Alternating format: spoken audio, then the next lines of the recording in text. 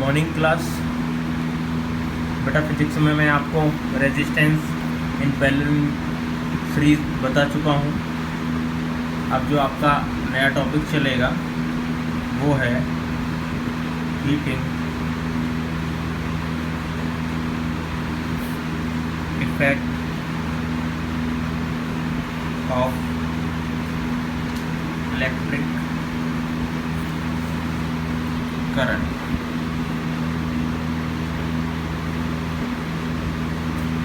तो बेटा ये तो आपने नॉर्मली घरों में देखा होगा, heating effect of electric current, कि अगर आपके घर में कोई बल्ब ग्लो कर रहा है, ठीक है, जल रहा है, तो उसमें से इलेक्ट्रिसिटी पास हो रही है, तो अगर उससे इलेक्ट्रिसिटी कंटिन्यूस पास होती रहे तो कुछ टाइम बाद कोई भी अप्लायंस है वो हीट होने लगता है। कोई भी मोटर हो, फैन हो,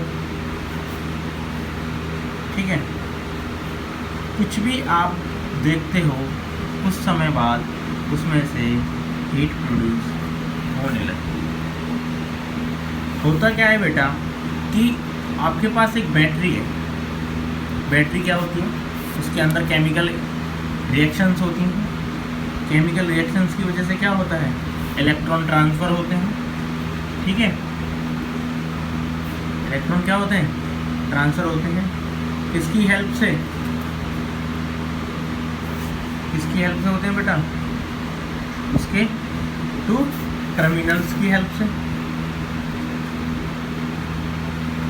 तो आपकी जो बैटरी होती है, ठीक है, उसमें दो टर्मिनल होते हैं, एक आपका पॉजिटिव हो गया, दूसरा आपका नेगेटिव हो गया।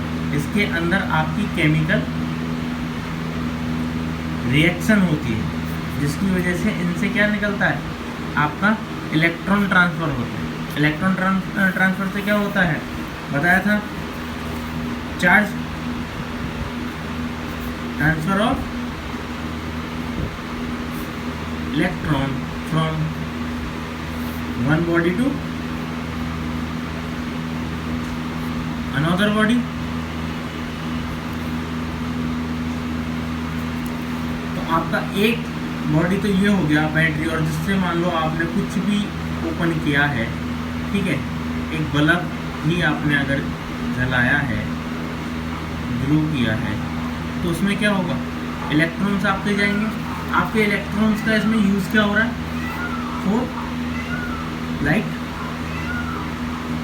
एंड अब इलेक्ट्रॉन्स गए, इलेक्ट्रॉन्स के ट्रांसफर में बेटा आपकी एनर्जी पास हो रही है, और एनर्जी कभी क्या होता है? Can not be created not be destroy. ना तो आप एनर्जी को कभी पैदा कर सकते हो, ना उसे कभी ख़त्म कर सकते हो। तो एनर्जी जो केमिकल रिएक्शन इसके अंदर हुई, ठीक है, उनसे प्रोड्यूस हुई, पहले से स्टोर थी, उसको कन्वर्ट किया गया किसमें? इलेक्ट्रॉन ट्रांसफर में। इलेक्ट्रॉन ट्रांसफर से क्या हुआ? आपकी एनर्जी इसमें प्रोड्यूस होकर इलेक्ट्रिक एनर्जी बन गई। इलेक्ट्रिक एनर्जी जब बल्ब के अंदर जाएगी तो वो किस में कन्वर्ट होगी? लाइट एनर्जी में। और लाइट एनर्जी में कन्वर्ट होने के साथ साथ जरूरी थोड़ी ना बेटा टोटल ही लाइट कन्वर्जन हो। आपने देखा होगा कि बल्ब भी क्या होने लगता है? हीट होने लगता है। तो वो क्या भी देता है हमें? हीट। तो आपकी इलेक्ट्रिक एनर्जी थी,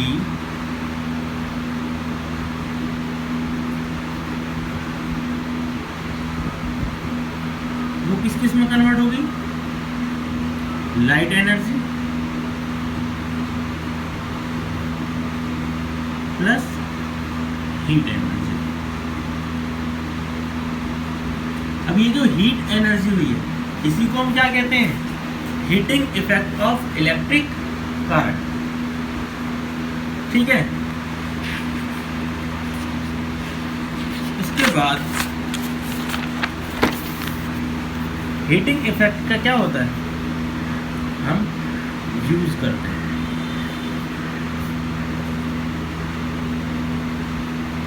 किस किस में बेटा? इलेक्ट्रिक हीटर में,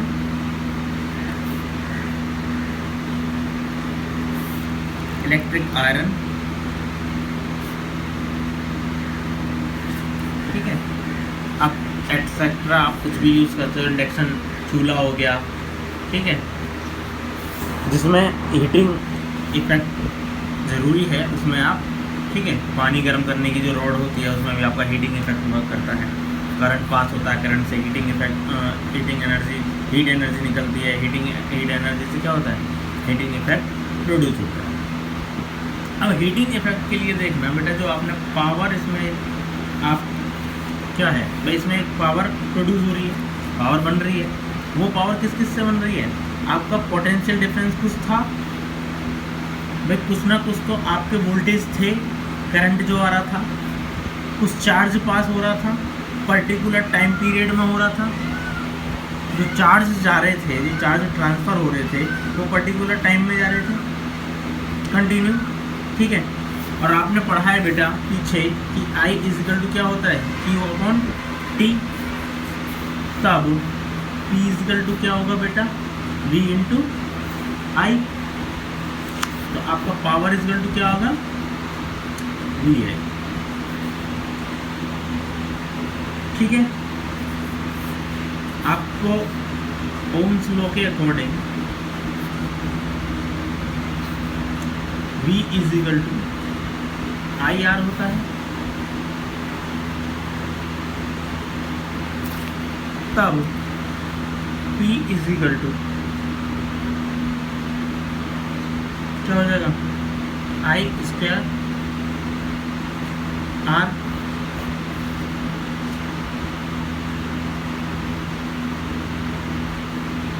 ठीक है बेटा। अब किसी में से पावर सप्लाई हो रही है पर्टिकुलर टाइम में, तो हीट क्या बनेगी बेटा, I square power into time, time का डायरेक्ट मल्टीप्लाई चलेगा, ठीक है।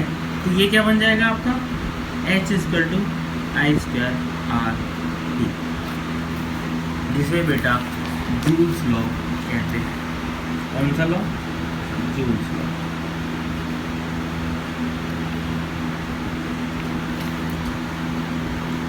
इस लॉ से हमें कुछ चीज़ें प्राप्त हुई। हमारे पास फॉर्मूला आया था बेटा H equal to I square R T, यही था। इससे हमें क्या पता चला कि जो आपका हीट है, heat produced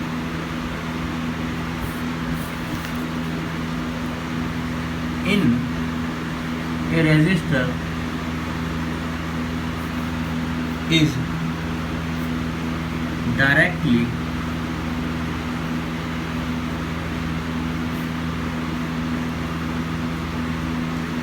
proportional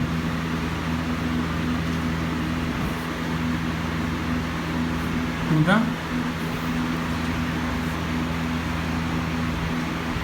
square of current for a given resistance। जो रेजिस्टेंस आपको दिया है किसी भी रेजिस्टर्स का, उसके अक्रॉस जो करंट पास होगा उसके स्क्वायर के डायरेक्टली प्रोपोर्शनल होता है हीट। जो हीट प्रोड्यूस हुई वो डायरेक्टली प्रोपोर्शनल किसके है, आई स्क्वायर के। क्लियर। सेकंड पॉइंट जो हमें इस जूल्स लॉ से पता चला बेटा वो है heat produced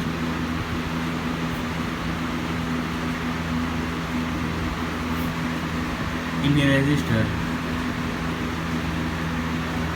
is directly proportional to the resistance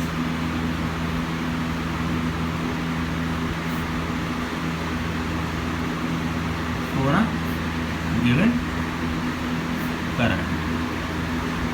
जो करंट आप दे रहे हो और उस सिस्टम जो सर्किट है या फिर कोई भी आपका रेजिस्टर है उसके अंदर जितना रेजिस्टेंस होगा वो डायरेक्टली प्रोपोर्शनल किसके होगा, जो हीट प्रोड्यूस हो। क्लियर। थर्ड पॉइंट बेटा, ये सारे पॉइंट जितने भी रूल्स हमें मिल रहे हैं जूल्स लॉ के, वो किससे मिले बेटा? सिर्फ फॉर्मूले से। अगर आपको फॉर्मूला लाना है तो आप इसके तीनों इफेक्ट इजीली लिख सकते हो। तो इस फॉर्मूले की हेल्प से आप बेटा इजीली तीनों को निकाल सकते हो। लास्ट वन है आपका heat produced in a resistor is directly proportional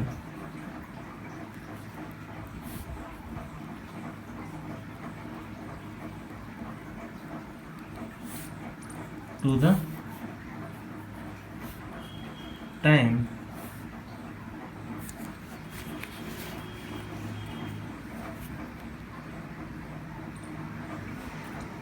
for which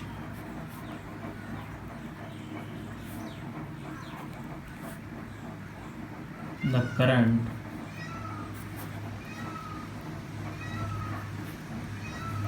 flows through the resistor। जो टाइम होगा, जो टाइम के डायरेक्टली प्रोपोर्शनल होगा, ये बेटा आपने एक इजीली अपने घरों में भी देखा होगा, जितनी देर तक आप किसी भी अप्लायंस को चलाते हो वो उतना ही ज़्यादा हीट होने लगता है, उसमें हीटिंग इफेक्ट इतना ही ज़्यादा बढ़ने लगता है। चाहे आपको हीटर हो, चाहे आपका फ़ैन हो, ठीक है, आप कोई भी अप्लायंस यूज़ करो, इलेक्ट्रिक आयरन हो, उससे भी क्या होता है कि आपने उसे करंट दिया कुछ समय तक तो वो आपका टेम्परेचर नॉर्मल होगा, फिर इंक्रीज़ होने लगता है, इंक्रीज़ होते होते होते वो एक हाई टेम्परेचर तक पहुंच जाता है।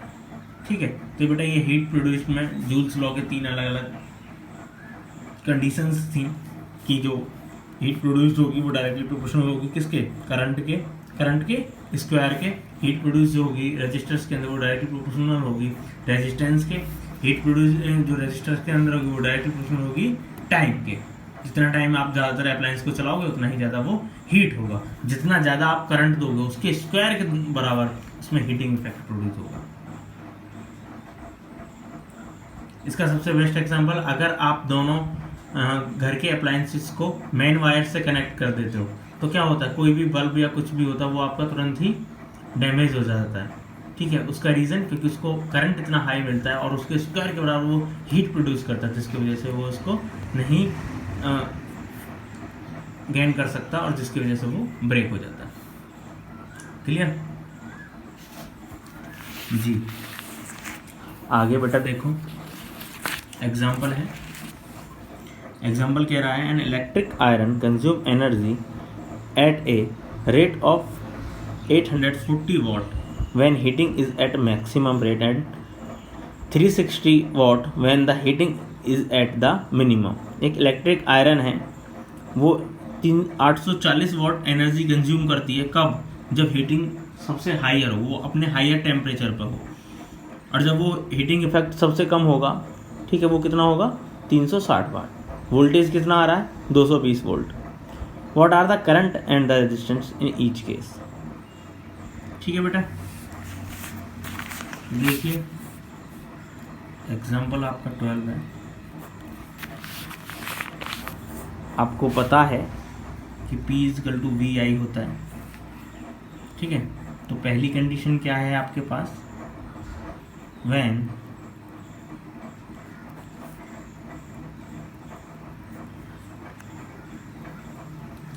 heating is at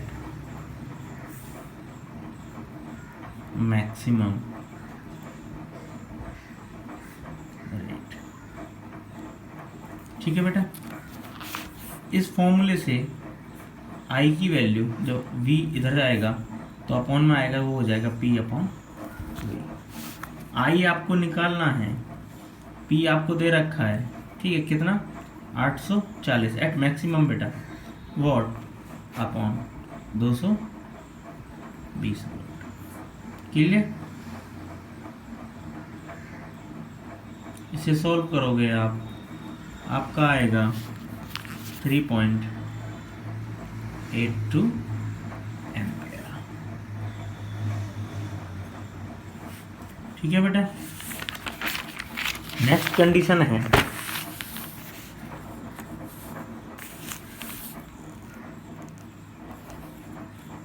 when heating is at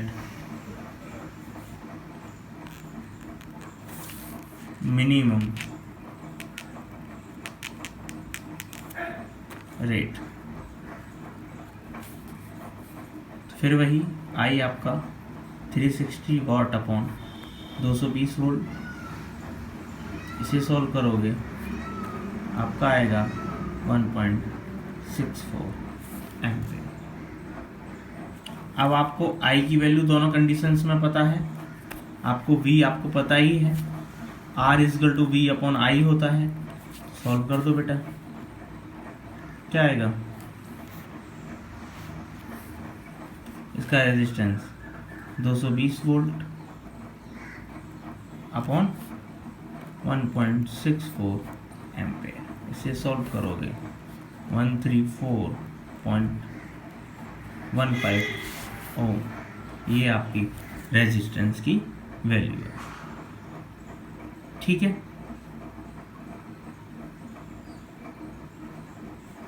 next देखिए एग्जाम्पल आपका 12.11। इसमें क्या है? 100 joule of heat is produced each second in a 4 ohm resistance. Heat आपको दे दिया है 100 जूल, टाइम आपको दिया है 1 सेकेंड, रेजिस्टेंस आपको दिया है 4 ohm. Find the potential difference, V पूछ रहा है। ठीक है बेटा, तो आपको पता है H इजकल टू क्या होता है बेटा? आई स्क्वायर आर टी। अब यहाँ हमारे पास H है, R है, T है, I नहीं है, क्योंकि V इजकल टू क्या होता है? I R. तो हमें I की वैल्यू पता होना जरूरी है। ठीक है,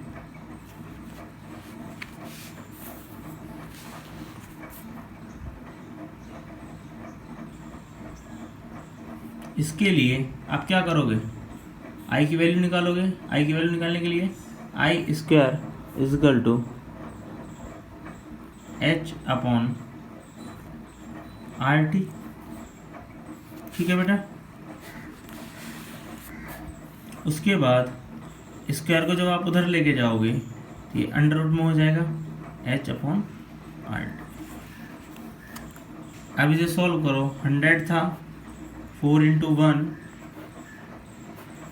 ओम से सॉल्व करोगे 25 टाइम्स कटेगा, ये आ जाएगा under root 25 is equal to 5 ampere. Current की वैल्यू आ गई, करंट की वैल्यू आपको प्राप्त हो गई। अब आप इसमें वैल्यू पुट करो, V is equal to 5 into 4, V is equal to 20। Clear बेटा?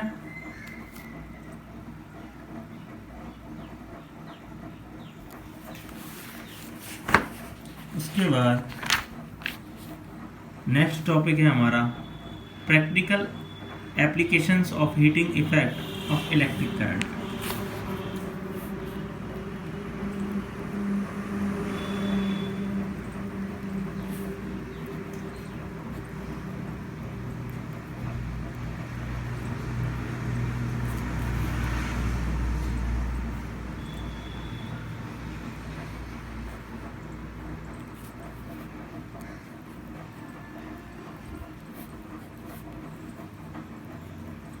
इलेक्ट्रिक करंट, तो अभी तक हमने क्या पढ़ा था कि इससे आपको इलेक्ट्रिक करंट से हीट प्रोड्यूस होती है। ठीक है, तो अब हम इसका यूज कहां कहां करते हैं?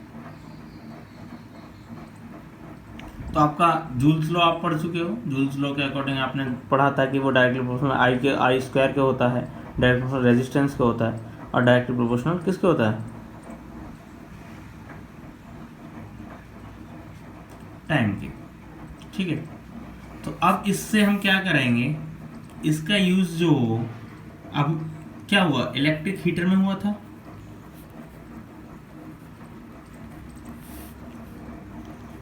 इलेक्ट्रिक आयरन में हुआ था, इलेक्ट्रिक केटल में इसका यूज होता है, इलेक्ट्रिक ओवन में इसका यूज होता है। तो ये तो नॉर्मल थे। टोस्टर में आपका यूज होता है, तो ये तो नॉर्मल है जो हम डेली यूज में देखते हैं, ठीक है। अब इसका यूज और कहाँ कहाँ किया जाता है? तो बेटा जो आपका टंजस्टन होता है, अब ये क्या होता है?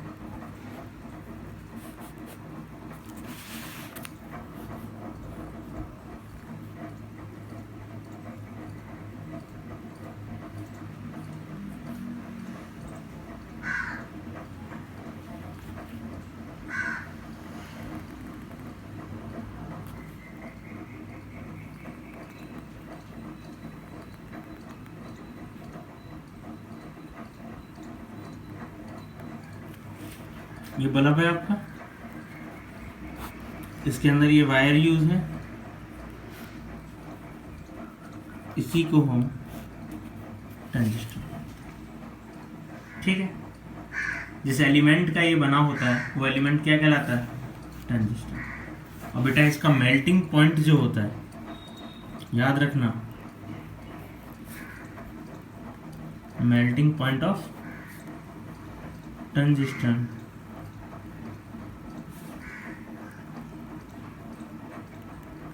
Celsius 3380 degree Celsius. यानी कि अगर वो इतना हीट होगा तब किसी भी वायर का टंजस्टन ब्रेक होगा। तो इसीलिए इसका यूज़ हम बल्ब के अंदर करते हैं, क्योंकि इसे आप जितनी हीट दोगे, हम नॉर्मल हीट इतनी हाई नहीं दे सकते, इतने सेल्सियस तक, और ये हाईली ग्लो करता है, हाईली रेजिस्टेंस होता है। तो रेजिस्टेंस ज़्यादा होने की वजह से इसमें करंट भी क्या होता है? रुक रुक के पास होता है, ठीक है, स्टडी करंट पैदा होता है, जिसकी वजह से इसमें क्या है, लाइट जो प्रोड्यूस होती है वो काफ़ी ज़्यादा होती है। किसमें? टंजस्टर में, ठीक है बेटा। दूसरा जो यूज़ होता है हीटिंग इफेक्ट का, वो फ्यूज़ के अंदर होता है। जो घरों में अप्लायंसेस होती हैं उसमें ज़्यादातर फ्यूज़ का इस्तेमाल किया जाता है, क्योंकि फ्यूज़ क्या होता है कि फ्यूज़ में एक इस तरह फ्यूज है,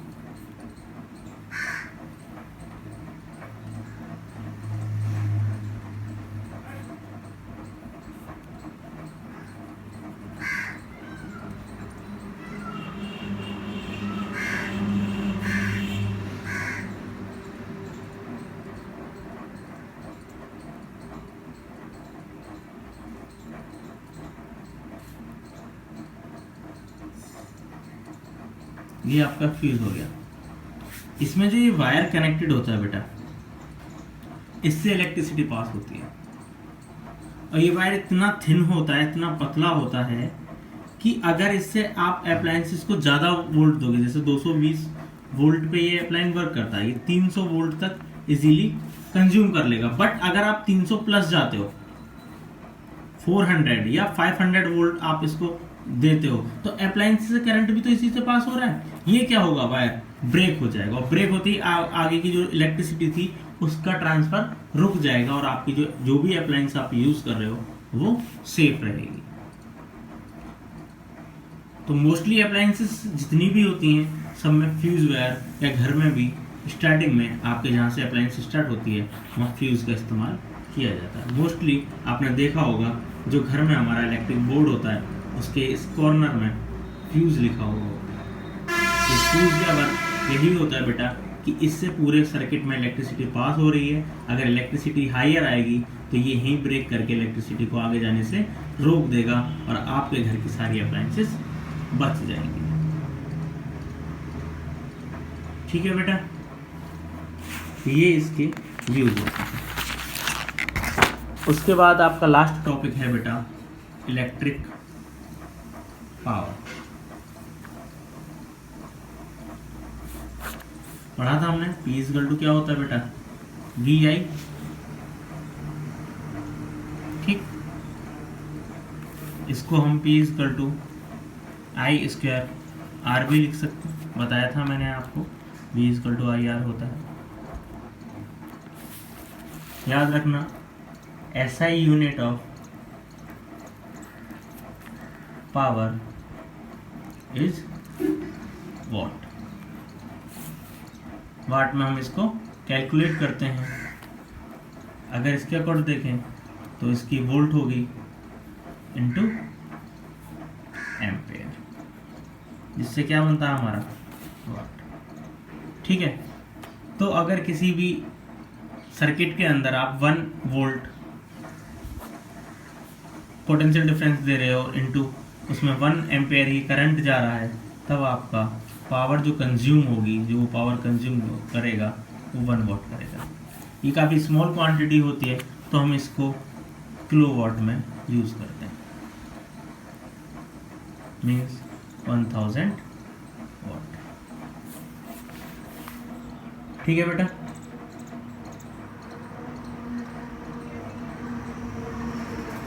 अगर हम निकालें जो यूज़ होता है 1 किलो वाट इंटू आवर, 1 घंटे में कितना किलो वाट के अकॉर्डिंग चलें, तो वो आपका 1000 इंटू 3600 सेकेंड में आ जाएगा बेटा, क्योंकि हम टाइम की जो यूनिट लेके चलते हैं वो सेकेंड में लेके चलते हैं, जो आपका 3.6 इंटू 10 की पावर 6 वॉट के,